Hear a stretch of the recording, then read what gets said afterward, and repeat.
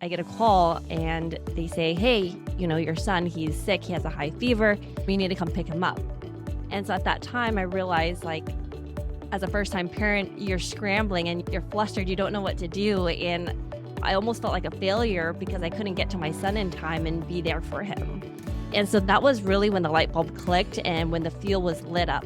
And I was like, there has to be a better way. There has to be a better way for me to own my time, be able to focus the time and energy I want to be with my son and be there for him when I can, and really own that time freedom for myself and for my family.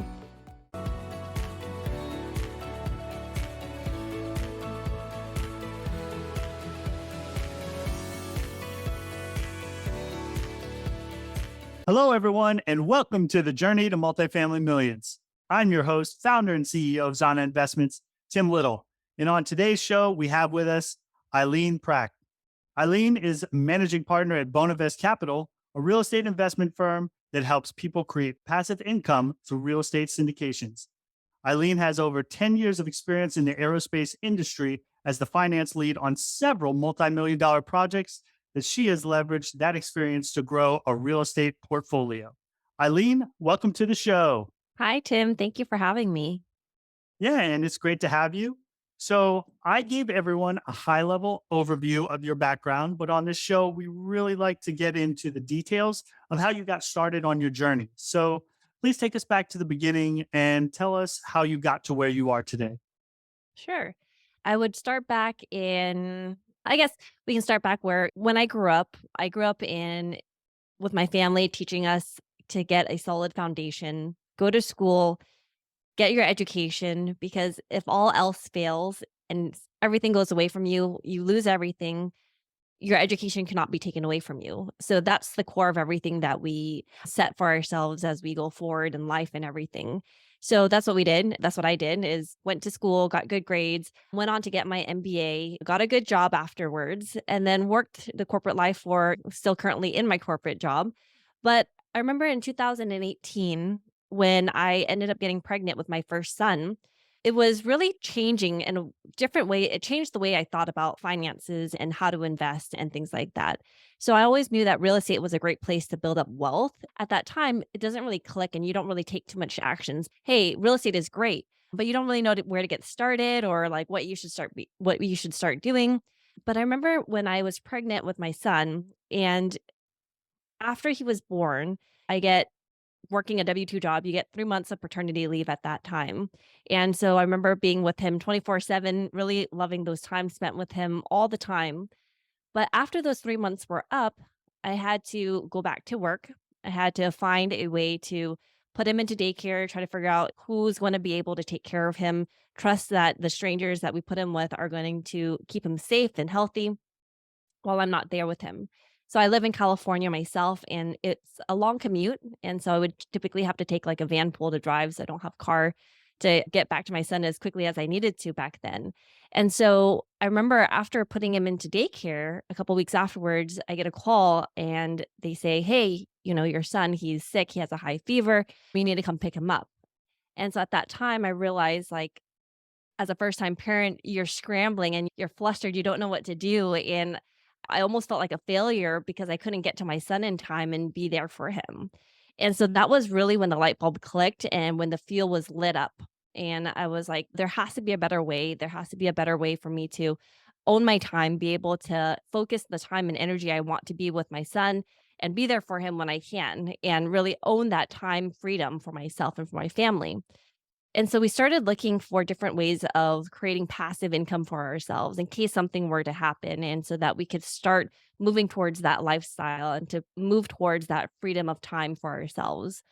And that's when we decided to really set the fuel to investing in real estate. And we started off as investing in single family homes, turnkey investments. And we really liked that model too, because we were investing out of state, hired a property manager, but it was not as scalable as we were expecting to be. And after we did a calculation, you had to purchase quite a number of doors. You had to close on a number of deals so many times to be able to get that number of passive income that you were looking for. And so we ended up networking some more and stumbled across real estate syndications. And at that time, the light bulb really went off because we're like, oh, this is an interesting way, an interesting model. We've never heard of it before. We had never known anybody who had done something like that.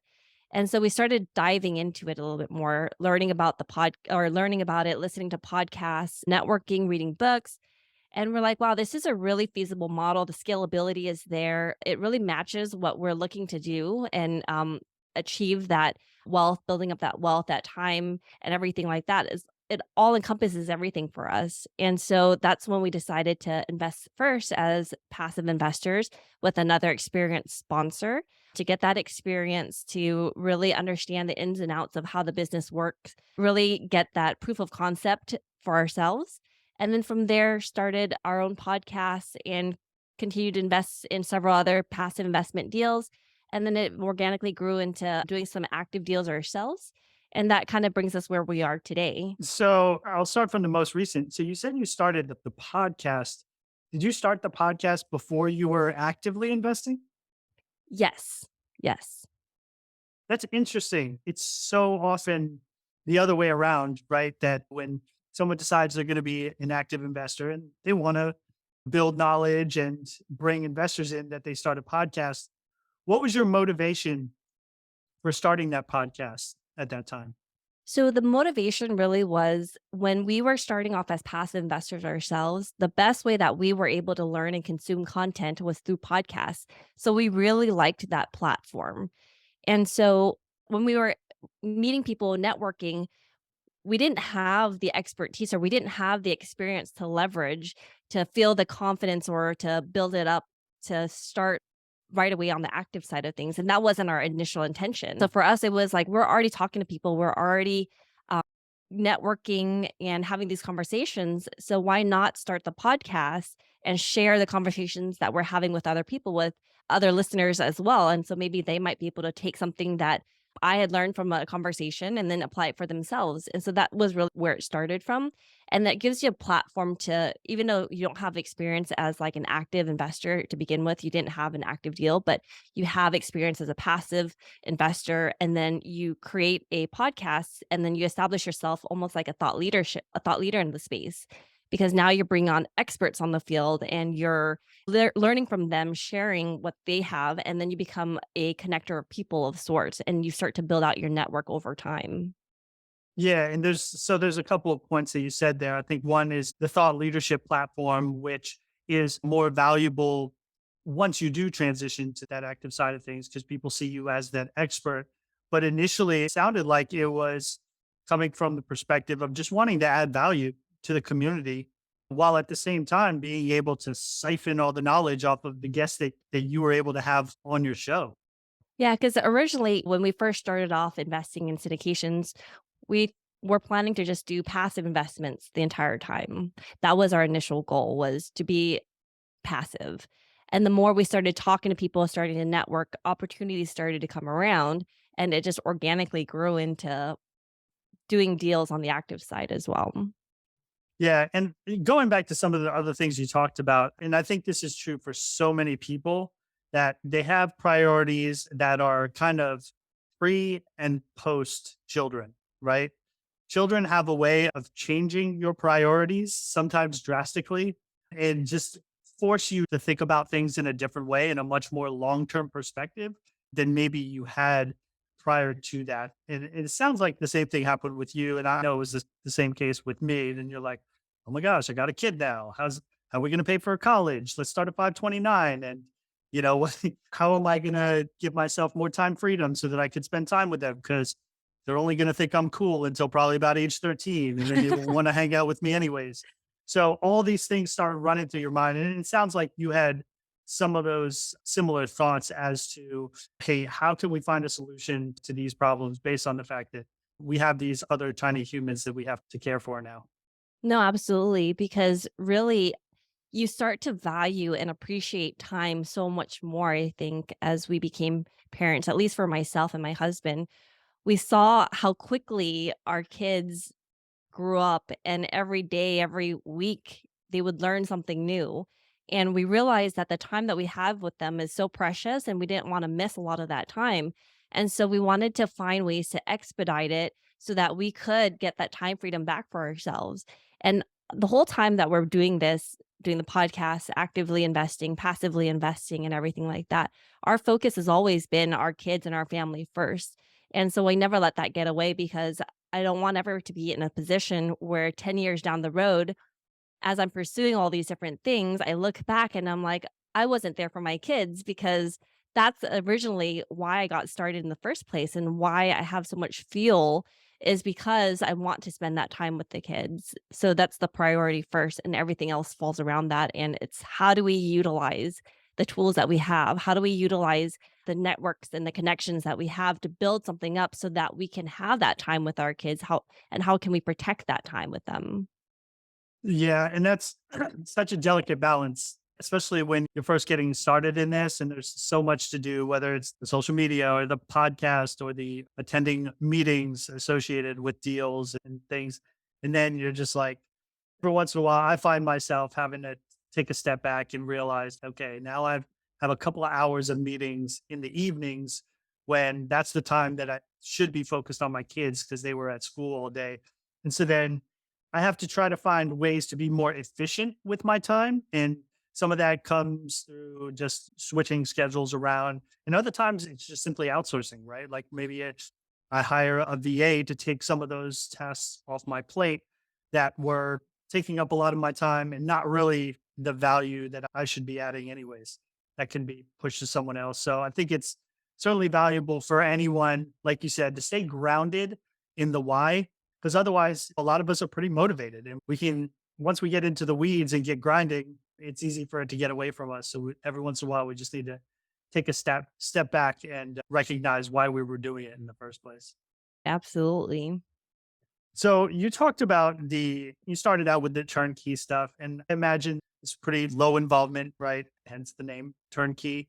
But you talked about the lack of scalability. And I think that's something that a lot of people who are looking for those streams of income find. And I've talked about this before. I think a lot of us do that math because they say, hey, what's your freedom number? And how many units will you need to replace your income? And it sounds good at first until you see that number, and then you're like, "That's a lot of houses. I don't know that I'll be able to do that, and if I will, if how long it'll take."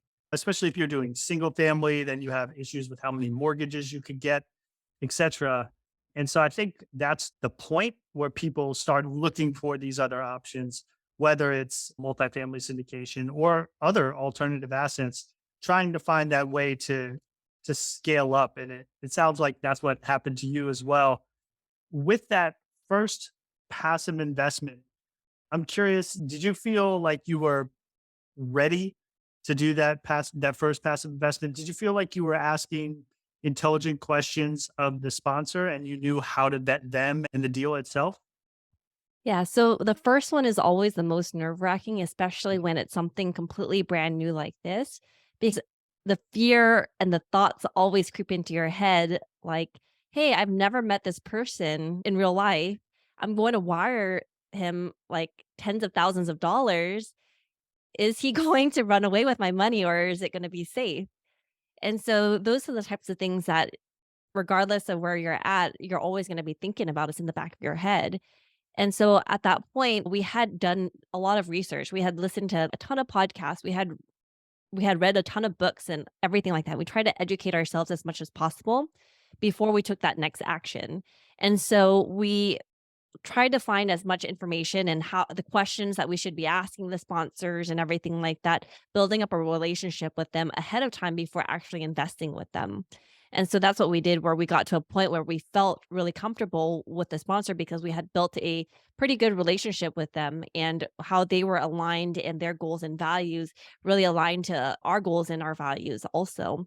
And we felt comfortable enough that this person is trustworthy and he's not gonna run away with my money, but at the same time, there's always that fear taking that first step because you can only study and learn so much up until a point where the next thing to do is just to take action because you might get into an analysis paralysis where you just study, educate yourself, but then you end up not taking any action at all. And then you don't make any traction. You don't get to move forward in any way.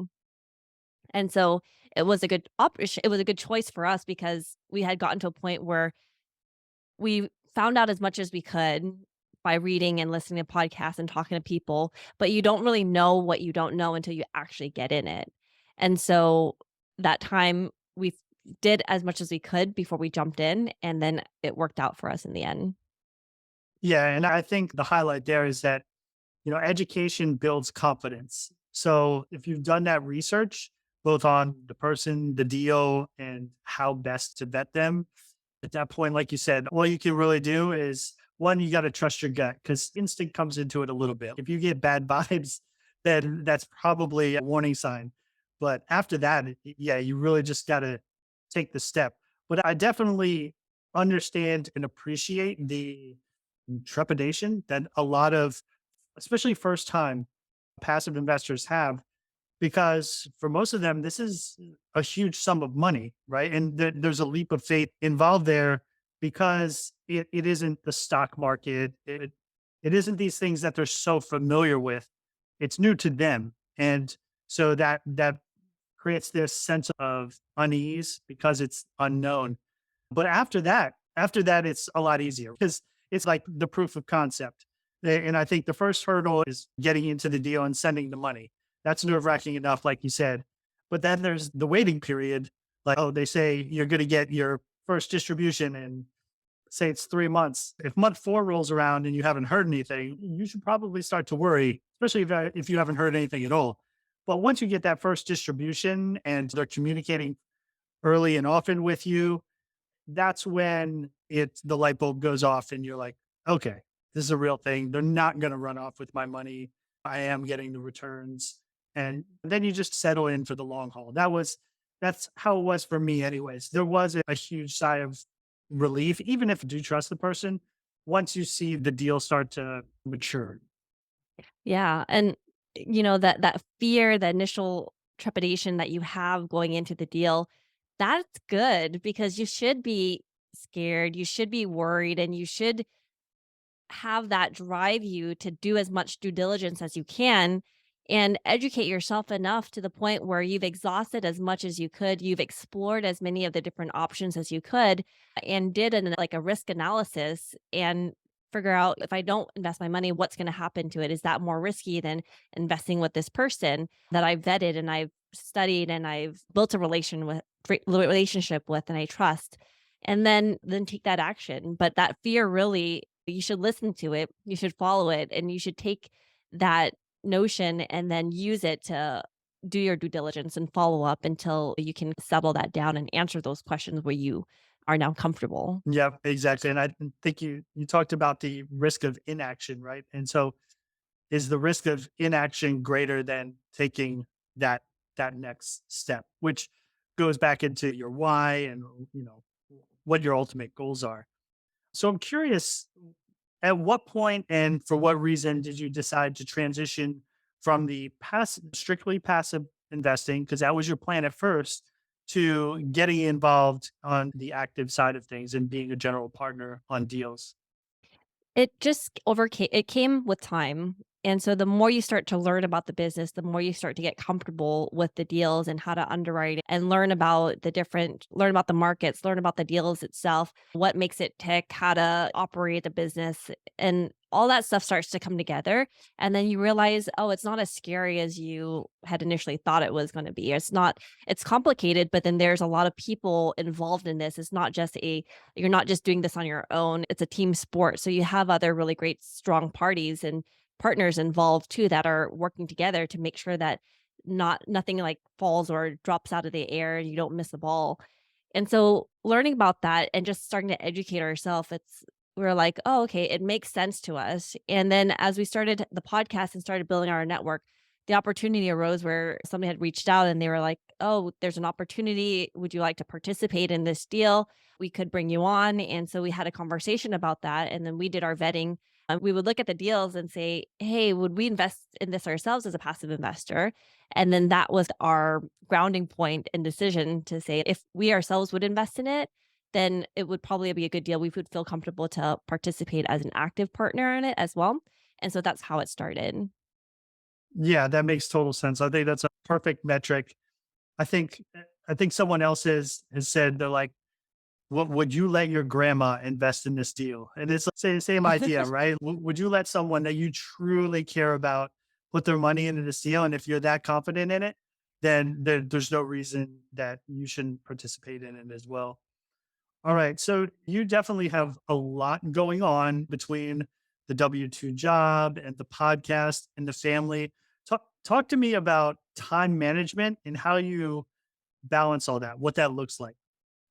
So I talked earlier about how our kids are our priority. It's what drives us and why we're doing a lot of the things that we're doing now is so that we can have our time freedom back so we don't miss the moments in our kids' lives. And so managing our time has been so crucial because there's only so many hours in a day and you can get so lost in your work and you could just focus and put your head down and then never look up for years and then you look back and you're like, "Oh, what went on?" And so managing time has been challenging, but at the same time, if you really put forth and you really put on the forefront why you're doing this, it really makes time management a lot easier. And so we would look at our calendar, we would look at our days, and then we would take a look at, hey, if we wake up earlier before the kids wake up, we can get some work done in while they're, and then after school, after they go to bed, and we have the time with them for dinner, we can concentrate on work some more for a couple more hours. And then finding all the times in between, and then just utilizing and really looking at the tasks that we have on hand and seeing what really moves the needle because that's super important is you're not just taking action just to take action, but you're taking the right types of actions. And that's something that we had to learn over time because there's some times where you're just doing busy work and it feels like you're getting things done, but you're really not getting anything done because it's a mental thing where you're putting things off that actually moves the needle, like those actions that actually drives you to meet your goals. And by really evaluating and looking at the tasks that you have on hand and determining what are the top one, two, three tasks that are really going to drive you forward and focusing on those top three items and making those a priority, everything else goes away. Everything else is in the noise. And then you can start seeing those massive actions. You can start seeing the traction over time and then building up your schedule around that. Yeah, I think you brought up some really key tactics and techniques for dealing with that. One is time blocking. Right. Just saying this time right here is family time. This is a time when I can work and literally going into your calendar and reflecting that in there. I know I block off weekends, for example, unless it's like an emergency, that's my time.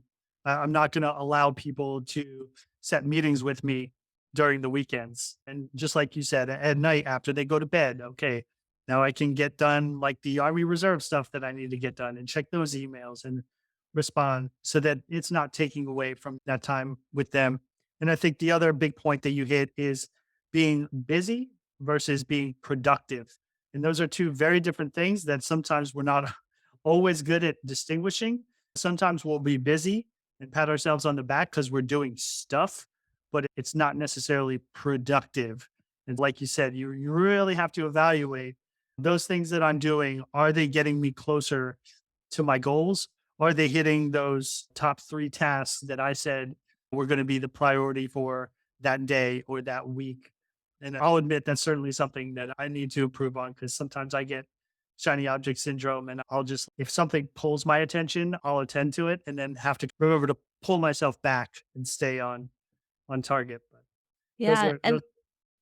And then one thing I wanted to add to really quick was when we were struggling with scheduling and trying to figure out how do we manage our time and efficiently, one activity or one task that we did, one exercise that we did that really helped us, I think, really focus and understand where our time was going was we did a time audit. So we spent like a week and literally every 15 minutes, you would jot down what tasks took up that time. What did you do in those 15 minutes? And so then you put it in a spreadsheet and then over the course of the week, you can see where's all your time going? Is it social media or are you like just idle time and things like that? And so really getting clarity on where your time is going helps you figure out and try to balance. I could utilize this time instead And then it gets you into a really good habit of, okay, instead of picking up my phone and looking at it, 10 minutes are gone, just scrolling social media, I could be doing something else. And so that all adds up over the day, over the course of the day. Yeah, I think people would find that a very eye-opening exercise to find out where their time is going. Because yeah, when you're in the moment, you don't realize it until, like I said, you're 15 minutes into that TikTok wormhole, and then you're like, "Whoa, what just happened?" And so all that time adds up. 15 minutes here becomes a half hour, becomes 2 hours over the course of a day. And everyone who says they don't have enough time in the day, if they were to really assess it and see how much time they were wasting, they would probably be surprised and have less excuse and say they didn't have any time to do the things that they want to get done. It's just not being cognizant of how we're using it. It's a lot like eating. It's hard to do like a food diary and figure out what you're eating in a day. But then once you do it, you're like, oh man, I do snack a lot. Like I, Yeah. I didn't realize it. It's the same way with how you're utilizing your time. You don't realize how all those little incidents add up. So that's a great point. I appreciate that. So I had a question. It looks like you and your husband are in the business together. And I was curious, were both of you guys on board for this real estate journey from the beginning? Or did one of you need more convincing than the other? I think we've always realized and we always knew that real estate was a great wealth building tool. And we always wanted to get into real estate. Even back in 2014, when we wanted to buy our own personal house, we wanted to do some type of house hacking and kept getting bid out. But we always knew that real estate was a great place to be in. When we decided to get into syndications, it was both of us were always on the same page. We communicated very well, but I think I was a little bit more into it and interested in moving quicker with it. And then my husband, Selah, he always supported me and he's okay, you go ahead and do that. And then we'll see how it goes. And then over time, his interest started growing and growing too, where he's like, he loves it. Now he does all of our acquisitions and he does all of our underwriting. And so I love the fact that the 2 of us are able to grow together in this and that we're able to share it and that we're able to really have that be part of our relationship and our integral lives, and we have some things to talk about, and then you have another partner to rely on too, and you have access to them 24/7. Yeah, I think that support is so key. I don't think your partner necessarily needs 100% on board for what you're doing, and they don't necessarily need to have the same level of interest or involvement that you do, but it's certainly necessary that they aren't opposed to it. You guys need to be on the same sheet of music in terms of which way you're moving forward. And just be With my supportive of each other. Yeah, support each other. Exactly, because if they're not on board, then I hope they're not going to undermine you. But at the same time, it's hard to grow and be successful if your partner isn't supporting you in that endeavor. And you're more likely, honestly, to quit if you're not seeing that support in those you actually care about. I know on my side, like my wife doesn't care about it as much as I do, and that's okay. She still supports me doing it, but she's, yeah, that's your thing. Sounds great. Yep. But I have convinced her to invest in one of my deals. Baby steps. And maybe one day I'll be making enough that I can hire her full time. Right now I can't afford her, but and then we'll be in the business together. But until then, yeah, she's still very supportive. All right. Hey, this has been some great conversation, but we do need to move into the turbo round. All All right. right. So I am going to ask you 3 questions that I ask every guest I have on the show, and I just ask for an honest answer. All right. The first one is, what is one red flag every investor should look out for? I think one of the red flags is when you're looking to partner with anybody, whether it be on the active side or if you're looking to be a passive investor, it's the transparency of the team members that you're working with is super important. If they are not transparent and upfront about what they're doing, what else are they hiding? And you'll uncover a lot down the road, and it just makes for a much better relationship if you're working with really transparent people. Yeah, I couldn't agree more for both sides. Like you said, both those passive investors, if you're not getting that level of transparency from that general partner, from that sponsor, then that's a huge red flag. And for someone you might be partnering with as a co-GP, because you may, if you're partnering with them, if they're, say, the lead sponsor, they have a much larger role and level of control over the deal. So that's when it's almost more important that they have that transparency, because otherwise you could wind up being shut out of a lot of decisions, not getting the information that you need. And at the end of the day, if you're bringing investors into that deal too, you have to look out for their best interests. So if you're not getting that transparency, that information from that lead sponsor, then that's going to create a very bad scenario for the lifetime of that deal. So I think that's a lesson I've learned on the active side that folks need to be cognizant of as well. All right. Second question. What is a myth about this business that you would like to set straight? I hear oftentimes that, you should go bigger, faster. And so I think that, yes, it's great to get started on your first 100 units if you're able to get into that. But a lot of times people do start off with the smaller deals, and that's how you've learned. That's how you get comfortable with certain things. So I don't necessarily think that you have to go bigger, faster first. You can start with the smaller deals. There's nothing wrong with that. Everybody goes at their own pace, and you'll end up exactly where you'll need to end up down the road if you continue to do those actions that you've set out to do. So going bigger, faster is great, but it's not necessarily the first step that you have to do. Yeah, I agree 100%. There's different considerations, but if you can take down like a 6 unit, you'll probably get more experience and certainly more equity on that deal than you ever would if your first deal was that 100 unit, because you're probably going to be small in the deal if you're co-GPing, and you're not as able to bring as much experience, obviously, to the table if it's your first deal. So I certainly advocate for it, whether it's a duplex or whatever, getting experience, understanding the asset, underwriting it. While the underwriting certainly is different on the larger commercial deals, there are some things that are shared. So there's nothing wrong with that. All right, final question. What does success look like to you?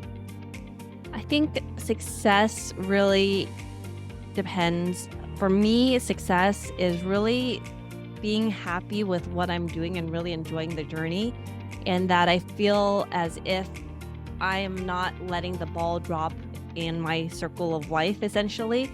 So I'm continuing to progress in my career, progress on the real estate stuff. I don't let my family life be impacted as well. And so not regretting the time that I've spent and not regretting that I didn't take those actions. And so if I'm able to be 100% happy with where I am today and really enjoying the journey and not just continue to reach forward or regretting the decisions that I made in the past or anything like that, to me, that's successful. Yeah, that's awesome. We hear a lot of that on the show. People talk about that time freedom and all that, but I think for you, it sounds like it's placing family above all else, and what we talked about earlier, not forgetting why you're doing it in the first place. Awesome. Hey, Eileen, this has been great. Please tell our guests how they can get a hold of you and if there's anything else you would like to share with them. So if they're passive investors and wanting to learn about how to underwrite or to learn what kind of questions to vet a sponsor, we have a free video series and a checklist that we send out to people if they're interested. They can go to bonavestcapital.com/checklist, and then they'll just get that in their inbox. All right. We will definitely have all your information in the show notes. Again, thank you for coming on. And I appreciate you being here and sharing your story. And we look forward to seeing you to continue to do big things on your journey to multifamily millions. Awesome. Thank you for having me, Tim.